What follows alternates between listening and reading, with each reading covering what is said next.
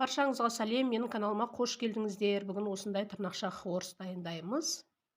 Ол үшін бізге көп заттың қажеті де жоқ. 2 жұмыртқа болса болғаны. 2 жұмыртқаны сымызға жарып саламыз. Енді осының үстіне жарты шай қасық тұз саламыз.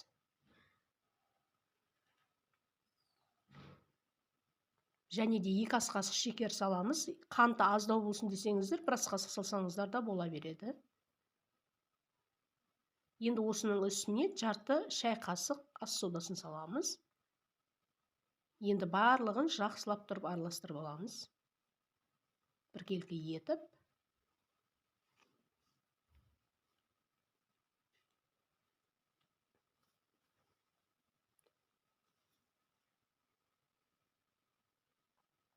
Енді осының үстіне алдын ала елеп алған ұнымызды саламыз. Бұл жерде мен 250 грамм ұн алдым. Оның 50 граммын қалдырып, 200 грамммен қамыр елеп шықтым. Видеоның соңына дейін көріп, ұнап жатқан болса, және де сіздер де осылай дайындап көрген болсаңыздар, міндетті түрде пікір жазыңыздар. Біз үшін маңызды. Міне қамырымыз дайын болды, осындай болып шығады.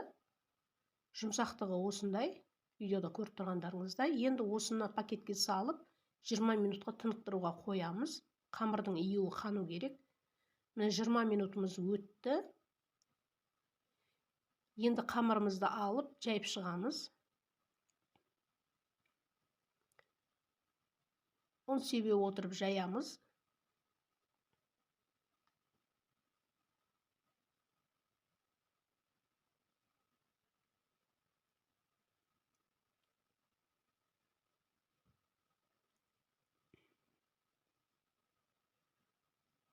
Қамырды жұп-жұқа етіп жаю керек, сонда хворстарымыз қытырлақ болып шығады, қалың болып кетпесін.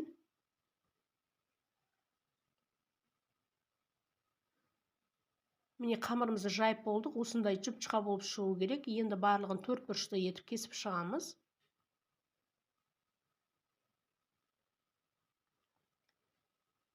Кесіп болған қамырларымызды бір жерге жайып шығамыз. Енді 4 бұрышты қамырды 2-ге бүктеп, арасын кесіп, осындай формаға келтіреміз. Барлық хворстарымызды осылай дайындап шығамыз. Міне дайын болды. Енді тапамызға майды құйып қыздырып аламыз. Қызып тұрған майдың үстіне осылай хворсты салып, үстінен вилкамен басып тұрамыз. Сол кезде біркелкі биік болып көтеріліп шығады хворстарымыз, және де тез піседі. Міне осындай әдемі болып шығып жатыр. Барлық хворстарымызды осылай дайындап аламыз.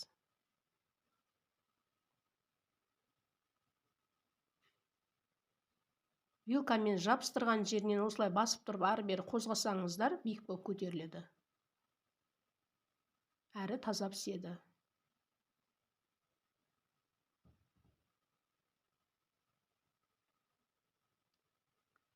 Ақшыл қылып алсаңыздар да болады. Біз енді қызартып пісіргенді жақсы көреміз.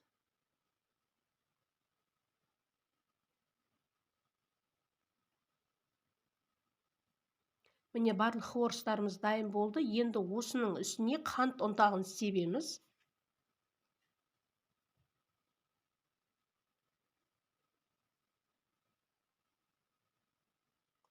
Екі жұмыртқадан осындай үлкен тарелкада хворс шығады, және шет-шетіндегілерді де пісіріп алдық. Ол кішкене бір тарелка болып шықты.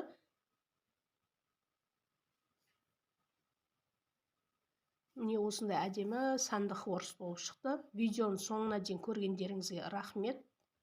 Ас болсын.